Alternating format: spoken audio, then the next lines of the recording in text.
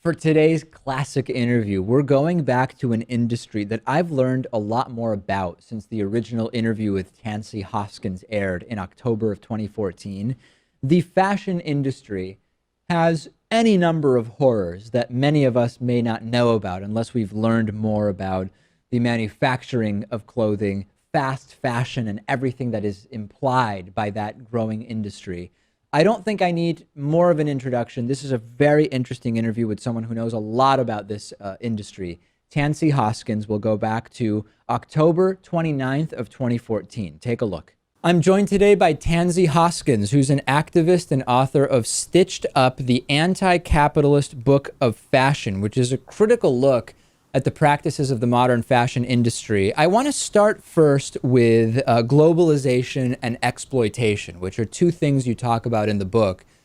People probably in the US and the UK have a general understanding when they hear those terms that, oh, sweatshop labor, child labor, but that may be as far as their understanding of exploitation and globalization go. There's much more to it than that, isn't there?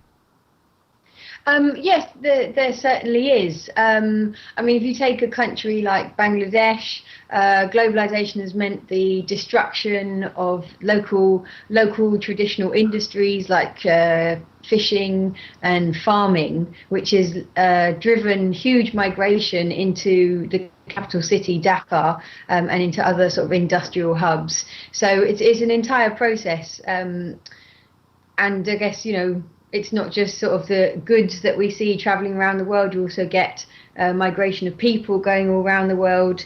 Yeah, so there's a great deal with globalization, and you get enormous globalized corporations which are acting globally. So borders don't play the role that they used to play. So capital is you can have a country based in London. It can be doing its manufacturing in Bangladesh, and then it could be selling in the United States.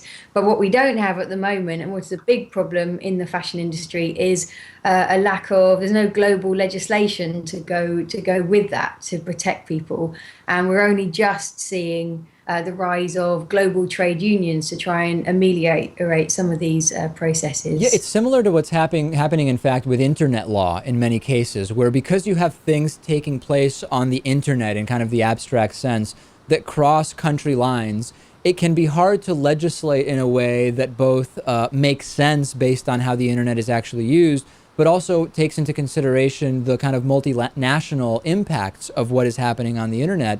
And similarly, when we have a situation where an American company, presumably American company, is sourcing their clothes from other countries where the labor practices may well be legal in that country, albeit unethical, how do you create a system of law that takes that into consideration, given that the eventual vendor of the clothing is in the United States, where those practices would be illegal? Yeah. Well, I think companies are responsible and legally responsible for their supply chain because they are the ultimate factor in that supply chain. They have the ultimate control over things like wages and environmental protection and all the standards. So you have to, I'd like to see there being legislation about goods that come into the UK, like clothes that come into the UK, and a much more transparent set of supply chains as well. There's a movement here in the US, and I don't know if it also exists in the UK, which is that of produce locally, right? And sometimes the defenders of the globalized apparel status quo, so to speak, will say, well, if you think that that American apparel white t-shirt is expensive now, just wait until it's produced here in the United States paying US minimum wages.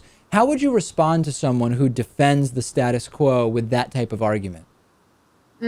Well, I mean, I'm certainly not in favour of pitting, workers in Bangladesh against workers in Britain or America. I mean, we've seen in Britain and indeed in America, the gradual running down of manufacturing. Britain used to be a huge manufacturing hub, as did America, and successive governments have had a deliberate policy of running that down, and that's certainly true for the garment industry. And the key reason, why companies don't manufacture in Britain and in America is because of wages. So, I mean, I would like to see wages rise across Asia. I mean, in favour of the Asia, living wage campaigns and the Asia floor wage that try and create a standard, a minimum standard for the production of all of our goods. There's another kind of layer to this that for me only exacerbates the problems with the wages that are being paid to the workers in many of these countries. And maybe people don't know this. The margins on individual clothing items are just huge. I mean, people may not know that a luxury handbag sells for 10 to 12 times what it costs to produce. We're talking about 1,000 or 1,200% markup. I mean, many dresses and shirts are selling for exponentially more than what the cost is to produce.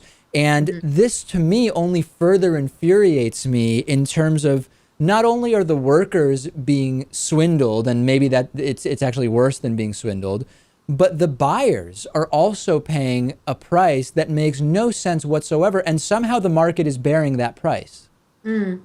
Yeah, certainly. I mean, it's like you're getting exploitation both at the point of production and at the point of consumption, with prices being quite so high. But on the sort of positive side, as it were, there have been various studies that have shown that in order to double wages for garment workers, all you'd have to do is increase the price of say a dress by between 1% and 3%. And this is amazing because you would only have to increase absurdly inflated prices by 1% to 3% to double the wages that are being paid. It's incredible, isn't it? It is incredible, and it just shows just how greedy these corporations are.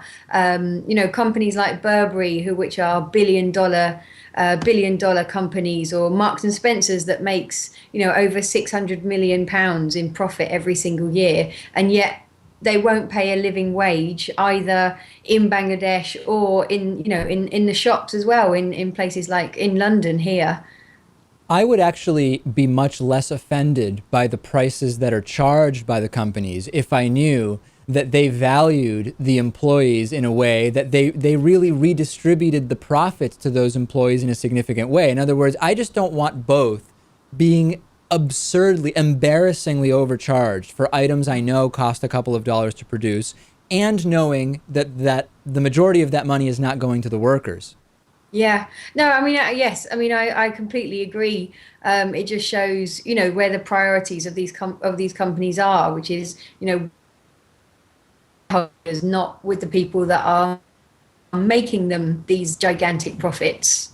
What clothing buying practices can the average person learn that can at least mitigate how much they're exacerbating this problem? And I word it that way because if you're buying clothing, it's difficult to not be a part of the problem at all, to completely remove yourself. But what advice can you give to people?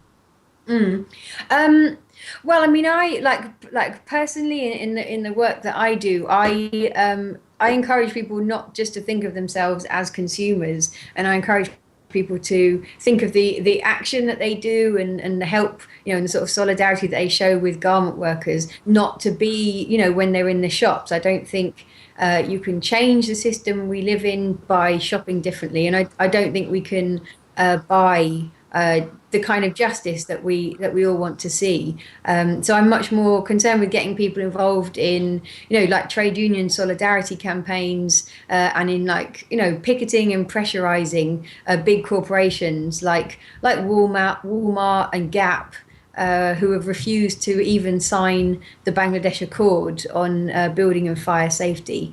I mean, I think if you've got a choice between two different garments and you can afford to make that choice, then of course make the choice that's least harmful to people and planet. But for many people, there's not a great deal of choice involved in what they buy. And I think those people have the right to be involved in changing the world as well.